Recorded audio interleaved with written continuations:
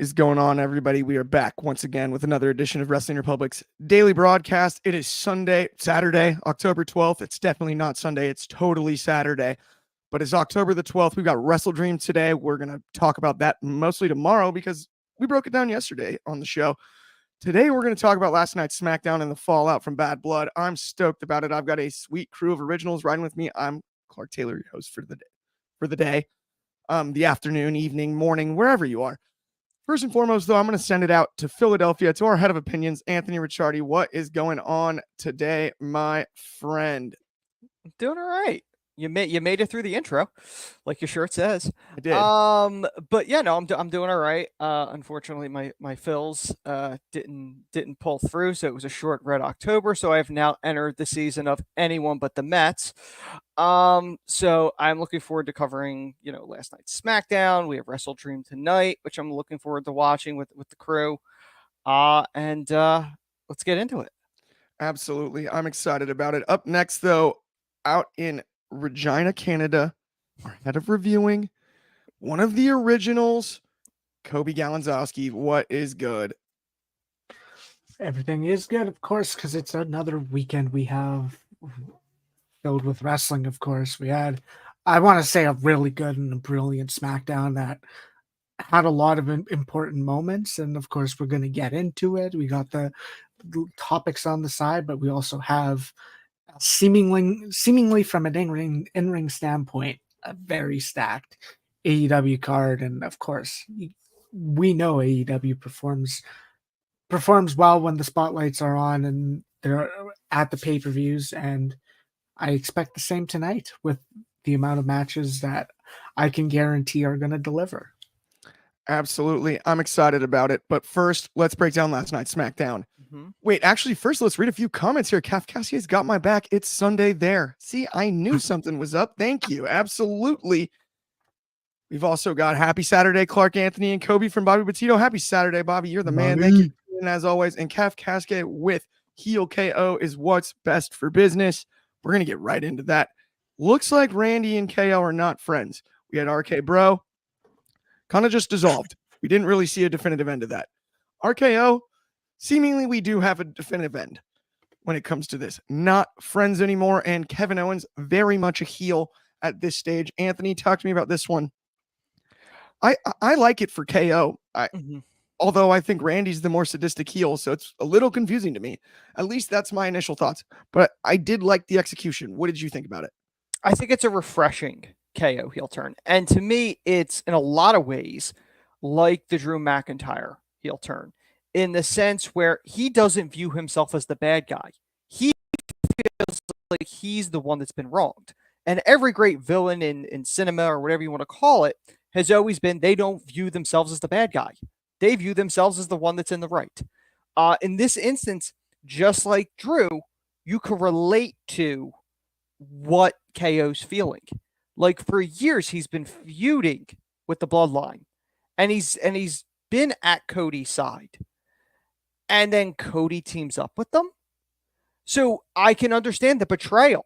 So there's that. We don't know what was said in the parking lot, which I also think is brilliant, because that continues the story, because you don't know. Like, they continue the story, but there's still that element of what were the words that were exchanged before KO started beating up Cody.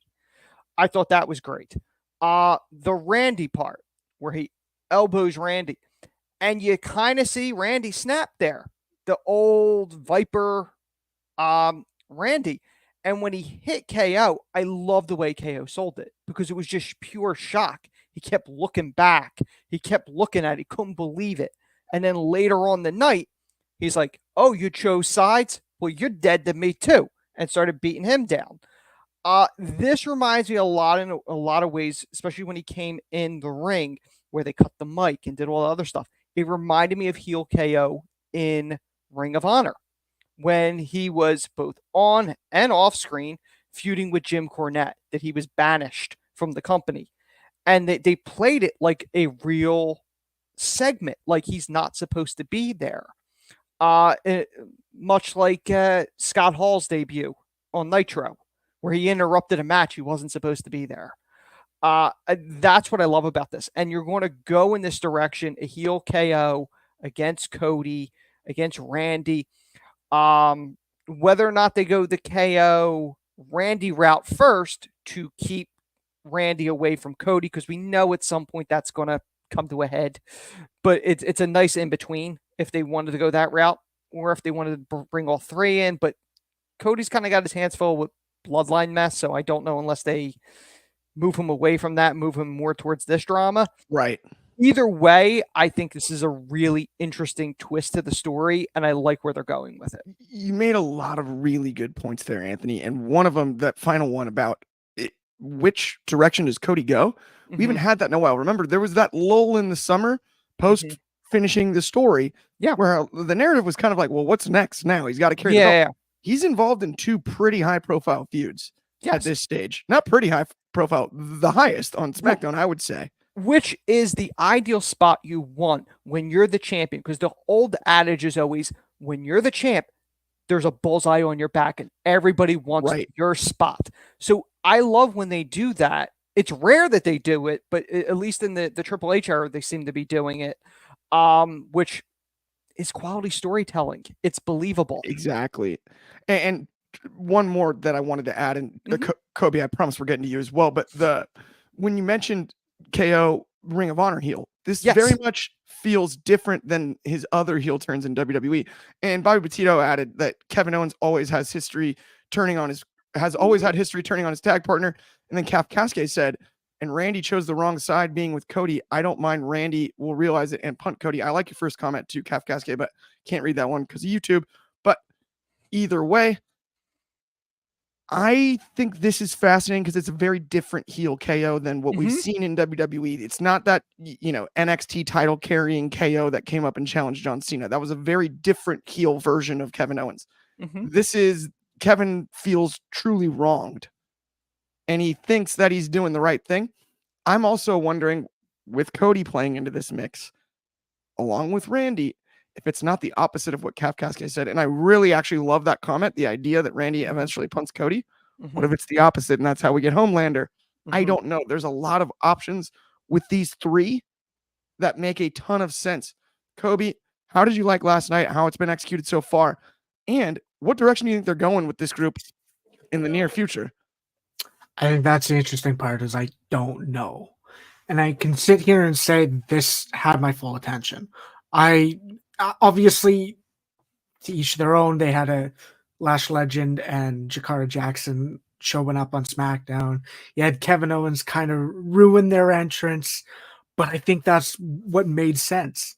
We have Kevin Owens, who is suspended. He shouldn't be here. He's going to interrupt something. And it just so happened to be that. I have no issue with that. I like the fact that we sat here and are seeing Kevin Owens almost target Randy Orton, because now that I don't know if that's a Crown Jewel match or if that's a Survivor Series match, because I don't know where things play out. I don't know anything about that, but I think that might be logical, is to see Randy Orton versus Kevin Owens before we see Cody Rhodes versus Kevin Owens.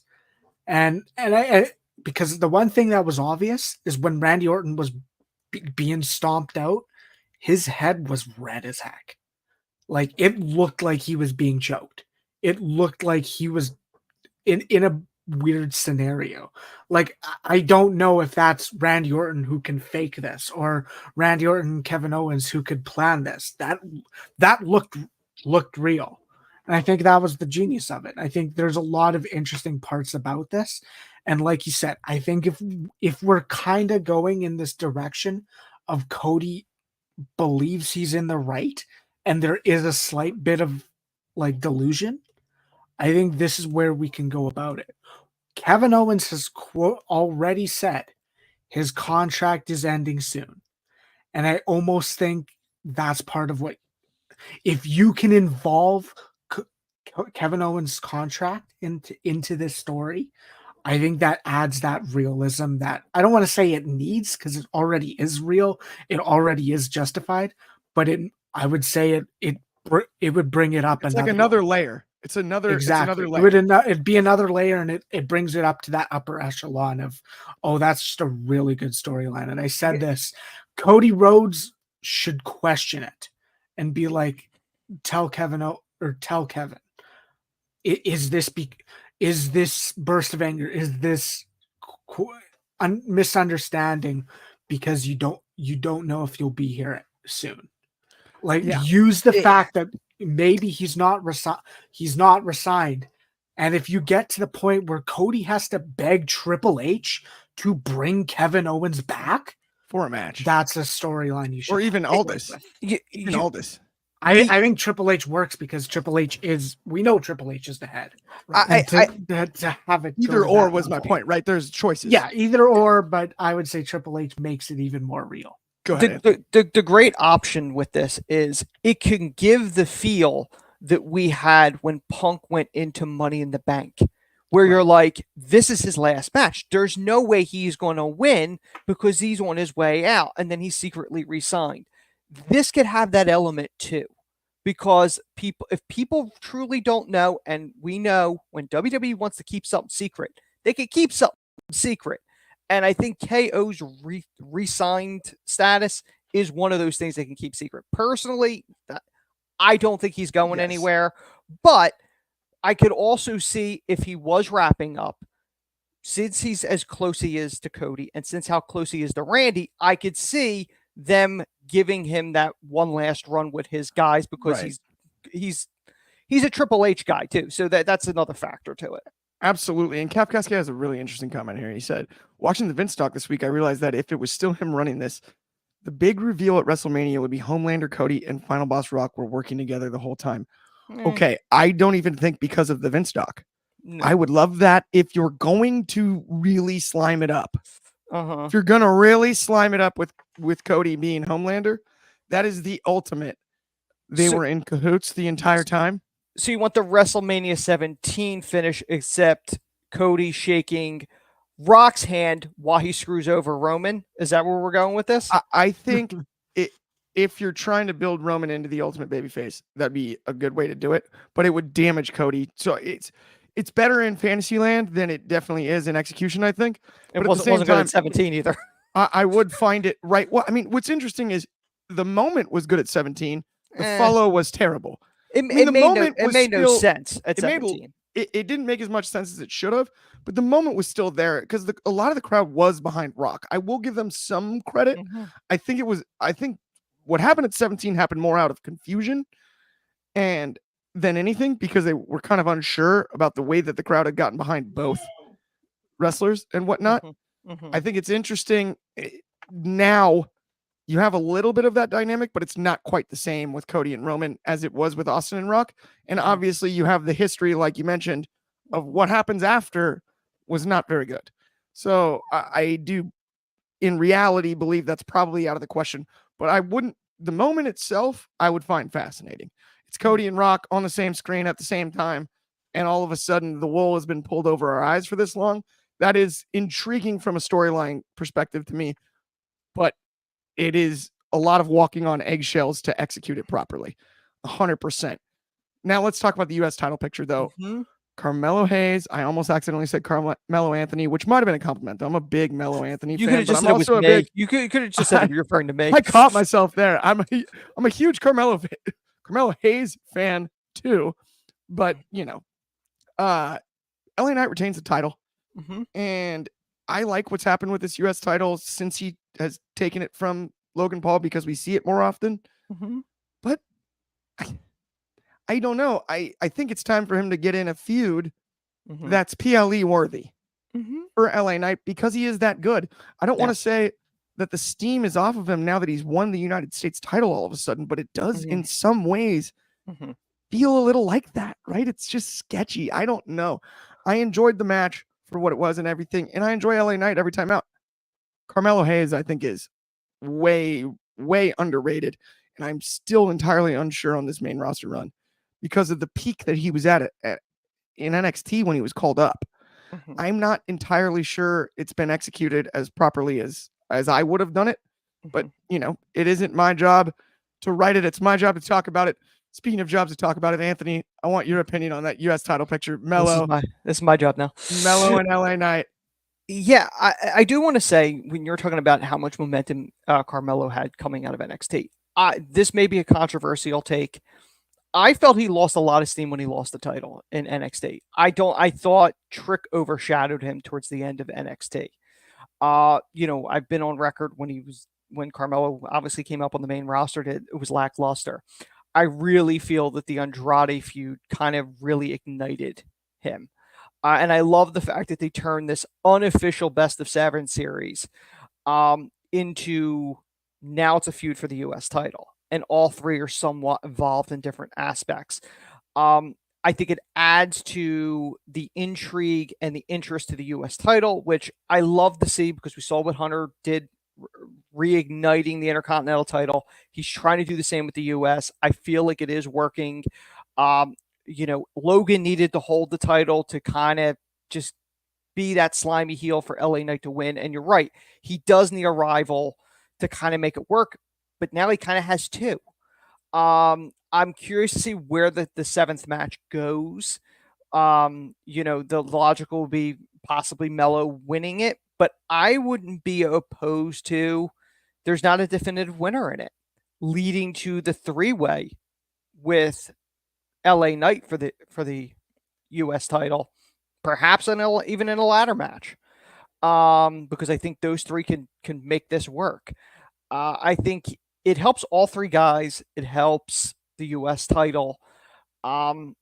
Whether or not one of those take the title off of him, I'm not entirely sure, but it's something that can be dragged out for months. Because even if they take the title off of him, then, okay, now LA Knight's chasing the new champion. And Mello or Andrade, whichever one loses out, is still chasing it. And, you could do it, but you don't want to do it too long to the point where like enough of this already. So it's a delicate balance, but I think they got a few matches left in them before people start complaining.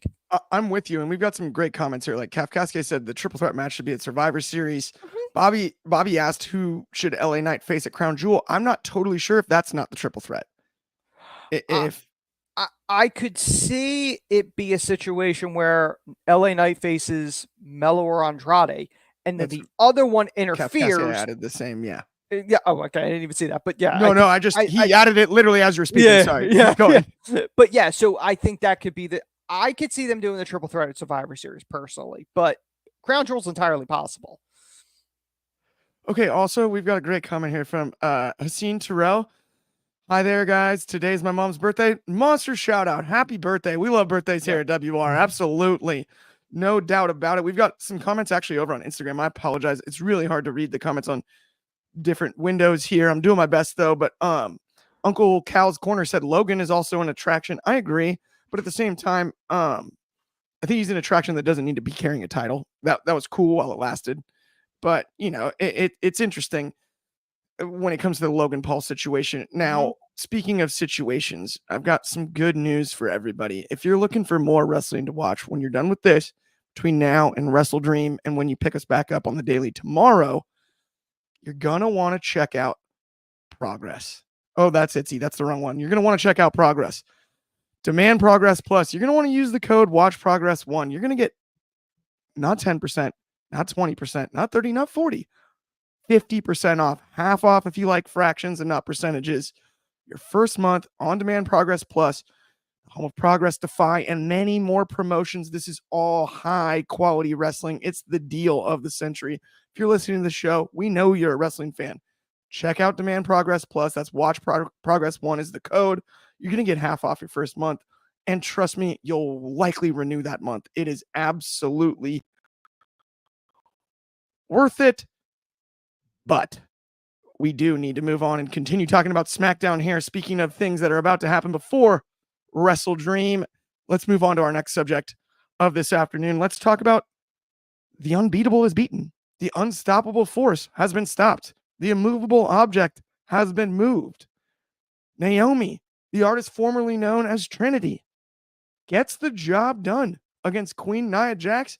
Coby, big moment here when it comes to the women's division in SmackDown last night. Or on SmackDown last night. Talk to me about it, because I did not have that on my bingo card headed into the show. Did you?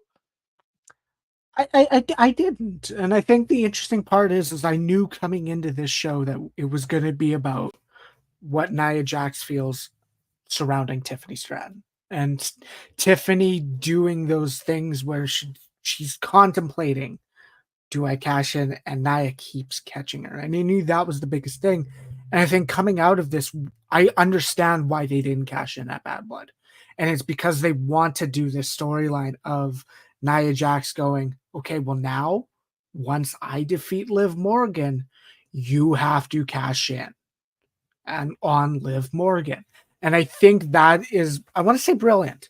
I want to say brilliant because now it adds more to this factor of Nia Jax is so intimidating and Tiffany Stratton is almost stuck in this dynamic, in this relationship with the champion where she might have to cash in on Liv Morgan.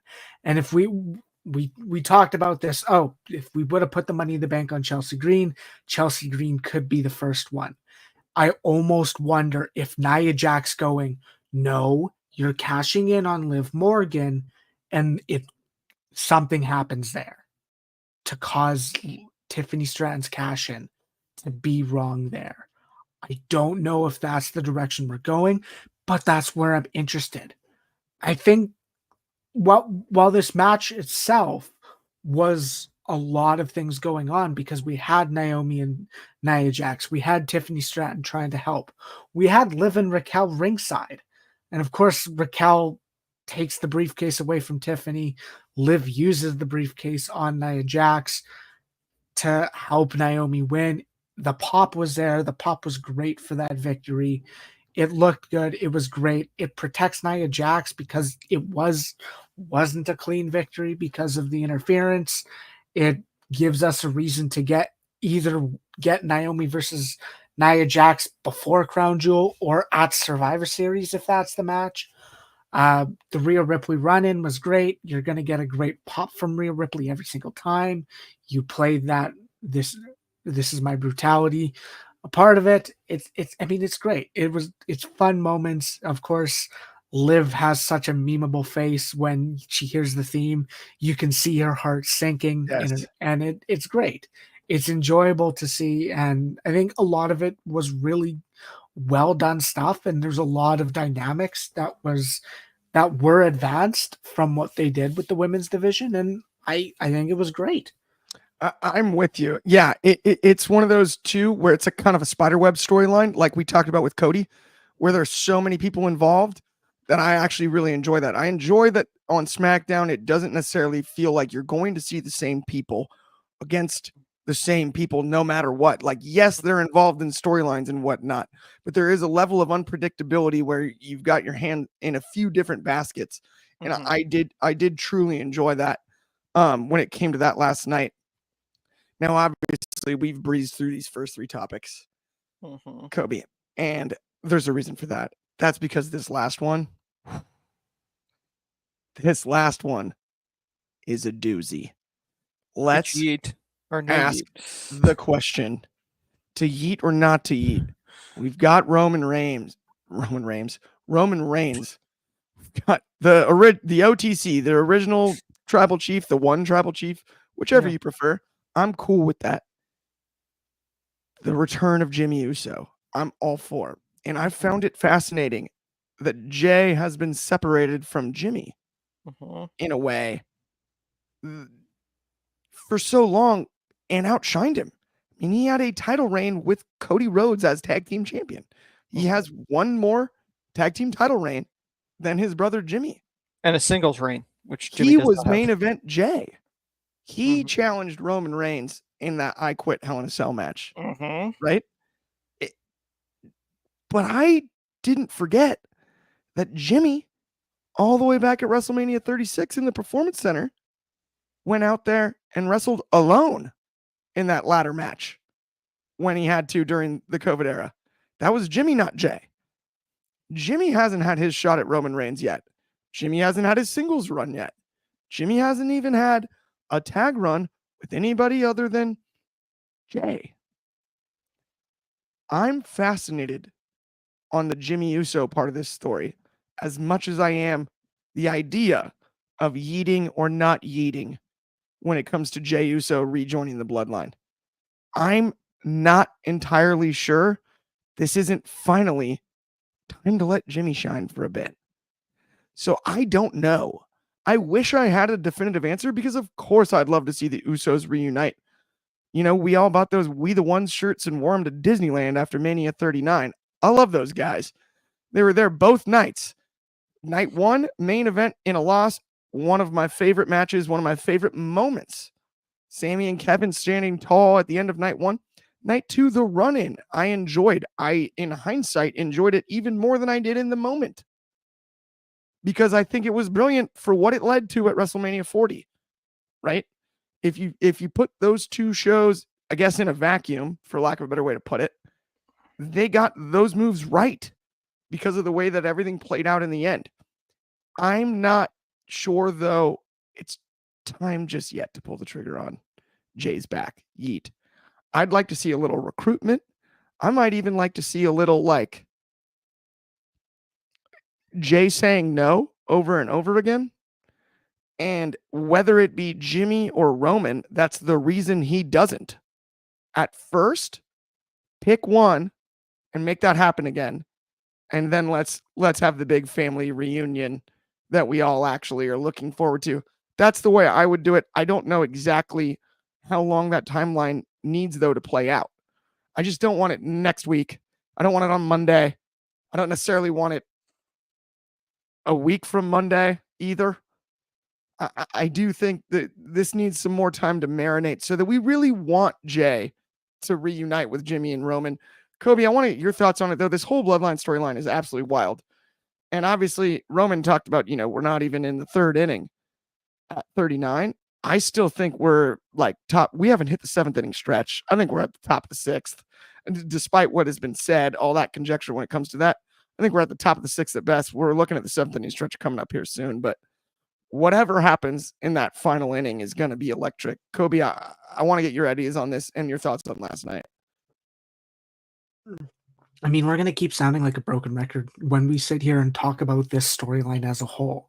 What they've accomplished with the Bloodline scenario, with the Bloodline, with Roman Reigns' Tribal Chief run, with what they've done with Jimmy and Jey Uso, with even what they're doing with Solo Sikoa and his new Bloodline. Every part of this is one of the best storylines in wrestling history. And I can't sit here and disagree. And we're going to sit here and say like a broken record because I know Anthony probably would have said the same thing if I didn't. I am sitting here and I'm interested in what they did. And this is the thing is I don't know what's next. I don't know if Roman Sikoa is going to be a crown jewel match. I don't know if it's Roman and Jimmy versus some form of the Bloodline. I like how you said, Clark. Oh, Jey Uso has one extra tag title reign. What if it's the Bloodline versus Roman and Jimmy at Crown Jewel? I think that'd be comical if that's the route they go, but I don't think that's the tag match they go with. But I think we're in a weird scenario where Roman Reigns has to acknowledge that he isn't the one anymore. He isn't the tribal chief anymore. He doesn't have the numbers game. He doesn't have the army he had how many months ago? 15 months ago. He does, and I like the continuity of when originally at WrestleMania 39, Cody Rhodes told Roman Reigns, "You're gonna be a tribal chief with no tribe," and that's the exact wording Jimmy Uso said. That's the exact wording Jimmy Uso said is you're a chief with no tribe right now. And he made his allegiance known. He sat there and said, I am with you until the end. I am with you and you're my tribal chief. But we aren't the ones anymore. There's nobody. You don't have anyone other than me. And I think what we did with the Mega Powers, the Roman and Cody tag team, is almost took away and went in a different direction because it felt like now this is Cody Rhodes and Roman Reigns teaming up for the first time. This is history. This is bitter rivals who main evented WrestleMania together, who are putting their Exactly. That felt like this is more about Cody Rhodes, because Cody Rhodes was dealing with the bloodline. Roman Reigns returned, and now they're just going to pair together. Yes. Now we are back to this is about Roman Reigns. Yep. This is Roman Reigns' dynamic now. Roman Reigns has nobody but Big Jim Uso right now. Big Jim. And this is where it needs to be. This needs to be about Roman, not about Cody Rhodes. So it's really interesting, and you brought up a great point about that line was so cold on like you're the tribal chief of which tribe, right? Where your guys at? I'm the only one here for you. Remember? So he's at a low point, which is interesting, that juxtaposition as far as confidence, because Roman was the most confident guy in the industry for the stretch as the tribal chief. Once he wrecked everyone and left, and rest in peace, Bray Wyatt, but that line, hey, you're just a freak in a mask. From that moment forward, he was the epitome of confidence. There's no doubt about it. Calf Cascade in the comments, a chief without a tribe. I like that. And then he said, yo, Chaos is here. Sup, gang? What's going on, Chaos? Or is that Chaos's secretary? You do never know. He's got the biggest budget over here at WR, and we all know it. Also, cheap plug just for you, Chaos, because we're buddies. Everyone be sure to check out the latest Take It to the Table episode. Immediately following this, though, wait till we're done. We are not done yet. We've got a few more things to cover here. Calf Cascade is in agreement with you, Kobe, on the idea of Roman and Jimmy versus the Tongans. I'm all over that, and the irony is not lost upon me, because you also throw a tag reign on Roman's already stellar resume. I have no issue with that. Interestingly enough, over on Instagram, and I promise I was trying to get to this earlier, good friend of the show, Lord Virus of Nurgle, good friend of mine, in fact, commented, Clark, disagreed totally. That is no worries, my friend. You're completely entitled to that. But one thing I will add to this entire equation when it comes to the recruitment of Jey Uso and why I want it to take time is there's a certain wise fellow out there waiting in the weeds. And he's one of the best recruiters probably in the history of the business, if you think about it. If you were going to hire somebody to sell you something, Paul Heyman is pretty high on that list. I love the idea of that's how we get Heyman back. Him going to Raw, you don't even send Jimmy and Roman. He goes to Raw all intimidated, all worried, trying to get Jey back, and Jey continues to say no and no and no until he finally gets him. I would be all over that from a recruitment pitch standpoint. You keep them away from each other than Heyman. Have Heyman on Raw for a 3-week stretch trying to get Jey back, and it's no, yes. Right? That would be the way that I would book it if it was my choice. I'd be all over that, because I just think Heyman's played such a key role in this entire deal. You got to bring him back. You got to bring him back into the fold. It's not that he's necessary. It's just that I think it's a stone left unturned if you keep him out of it from here on out, especially the way he got absolutely trashed by, as we're saying, the Tongans, the Solo Sikoa, the new bloodline on his unceremonious exit, right? I think his mark on this story isn't in the past. It's still yet to come. Anthony, you're our head of opinions, so I very much am aware of the fact that you've got an opinion on this one. I should. Where do we go? Are we yeeting? Are we not yeeting? When does Jey join? Does Jey ever join?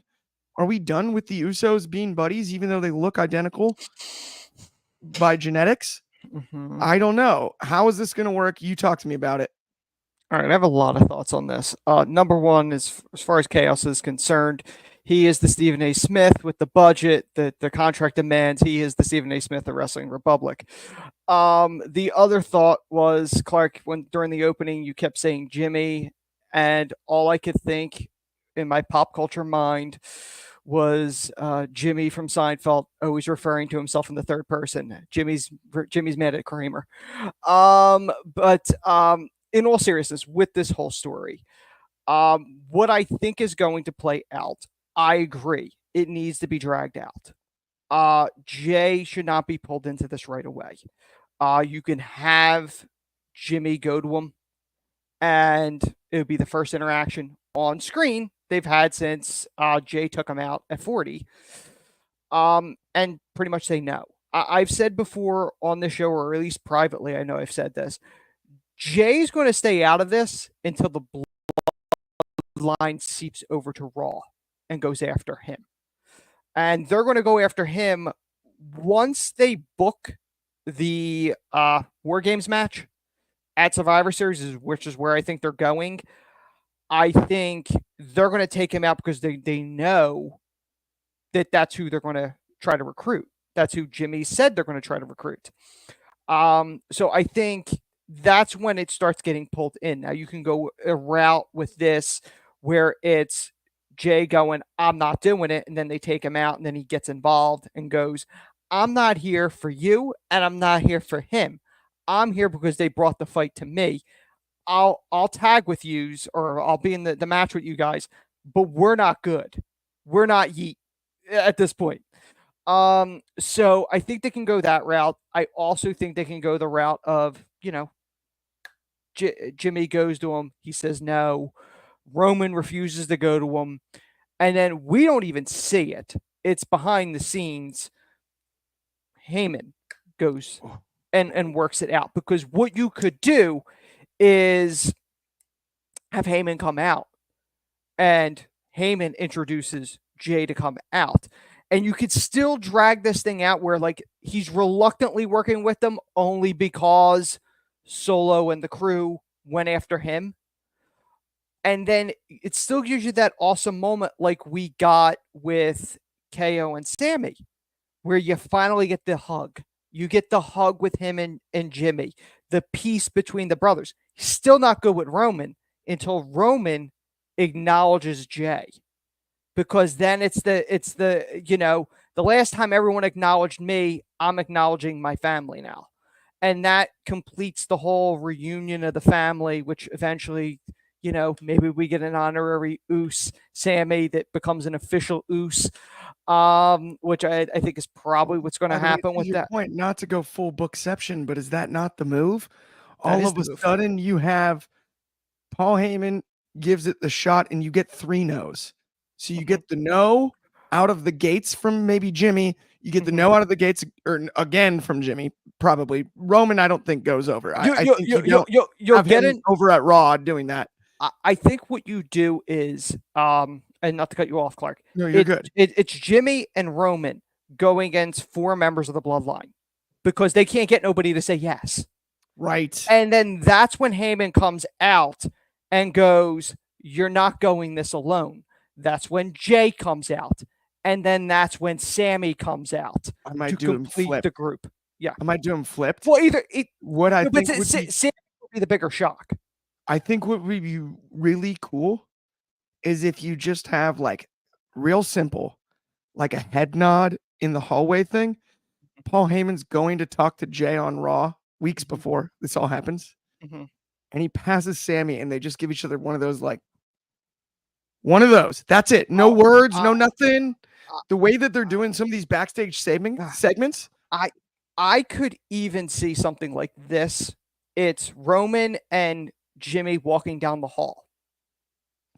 And then Heyman joins them. That'll get a crowd pop.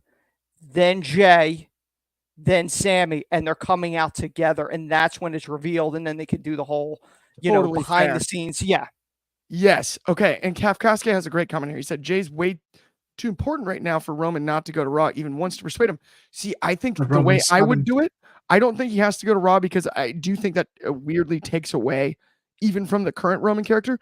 I would not mind a cell phone call that goes to voicemail on SmackDown. Yeah. Mm-hmm. Where, right, you cut to Roman backstage. He's sitting in his nice locker room. He's a little bit more nervous than usual because it's not as full as it used to be. And he picks up the phone and goes, I got to make a phone call. He calls and you hear like the classic, like after the beep, but the classic person that hasn't set up like a voicemail recording where it's like, oh, I'm Jey Uso, leave a message after the beep. It's just the cell number, whatever it is. And you could set this up in a way where a bunch of people call that cell number too, whatever the number is. I actually think you could, if you did a real one I could totally see Jey recording one, leave a message after the yeet. Like I could see them doing something like that. Now we're really talking, my Yeah. friends. Now we're really spitballing out here. I love this. Yeah, no, leave a message after the yeet. And Roman does the whole like, oh, the Cap Cascades into, hey, you just leave a message after the yeet. Yes. After the yeet, I'm in. Sign me up. Where do I sign? I'm in. But yeah, just leave a voicemail. I think that's how you get around, because the idea of him physically going to recruit, remember, even teaming with Cody, he made him meet on the 50-yard line at Georgia Tech, his stomping grounds. That's right. He didn't go to Cody's, he didn't go to Cody's school. He didn't go to Cody's place in Atlanta.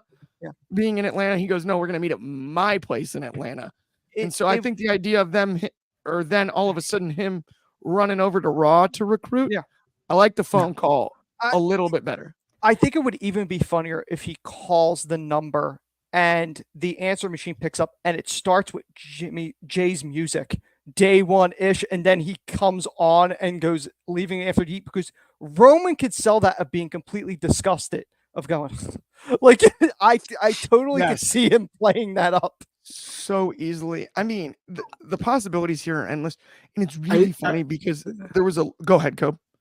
I was going to say, I almost wonder if, like we said, because it's not going to be one and done for attempts. Right. Like you're going to have Jimmy go after him. It's multiple. I wonder if you do this, Roman calling him multiple times. You have him call it, and he sees that voicemail for the first time. The second time is when you get this voicemail. This voicemail is completely full. You cannot leave a message. You could also do some, and then you really can cool, you can kind of sell the idea that Roman has called him so many times. You could. I get that. But I also think you could make him do the call. We don't hear who he's calling. Right. But maybe by like the third time or something like that, then we hear the voicemail, and then we hear what you said. The voicemail's full. And if they really wanted to get us, one of the coolest things they could do is on a Raw, you have a backstage segment with him ignoring a call. No, Jay, that's unrelated, and he looks at his phone for a second and sets it down in the middle of the segment, and it's completely unrelated. Yeah. Oh, that would be right. He looks at it, thinks for a second, puts it down. They don't show you the screen of the phone. Yes. You know exactly. You know what he has to do? Yep. If it's the first, even if this is the first call that Roman makes the first call, and it's when Jay sees it, he has to take his glasses off and goes, "What? No. Not bad either. No. He looks at it and goes, "No, yeet," and ignores it. Or even, by the way, another one that would be great is if we're talking about reintroducing. I think the no yeet gives it away though. If he does like he changes. You want to see just the shock of Roman Reigns, Jey Uso seeing that Roman calls him. No, I would love it if he ignores it. He looks and he's like, no. Yeah. Well, yeah, exactly. I think he has to look. I don't think he has to say anything. I think he sets the phone back down and then continues the rest of the segment. Yeah. No, exactly. That little tease. Oh, I would love that. By the way, we could talk about this bloodline storyline. Yeet, no yeet. Jimmy, Jay, Roman, Solo, all of the Tongans for the rest of the afternoon. But we do have to head out. We got to get ready for Wrestle Dream. This is gonna be fun as could be. Check that out. Same place, exact same time tomorrow. Tune in, daily broadcast. That's noon Pacific. That's, of course, 3 o'clock in the East, 8 in the UK, 9 a.m. Hawaii. On behalf of me, Clark Taylor, Anthony Ricciardi, Coby Galenzoski, everybody here at WR, thank you so much for tuning in. Have an awesome Saturday. Enjoy the wrestling, and thank you